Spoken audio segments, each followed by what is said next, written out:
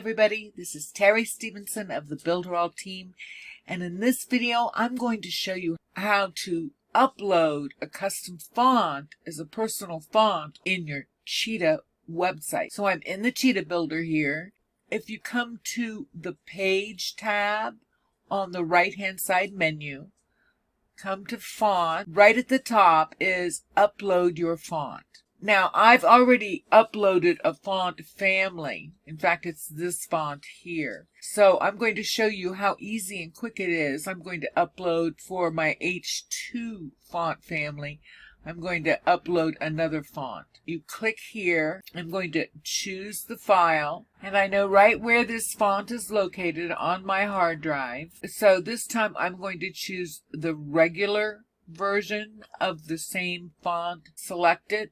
Open, and I'll name it, and then I'll save it as a personal font. And get the alert that it has been saved successfully, but I'm going to go ahead and save it here. Now to use my font, I'm going to come back to the page settings, click on fonts, and let's go to the H2 setting. And I want to change this font family to my new font.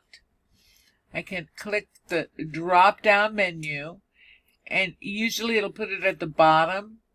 So all the way down at the bottom here is the last font I had uploaded, this Learning Curve Regular.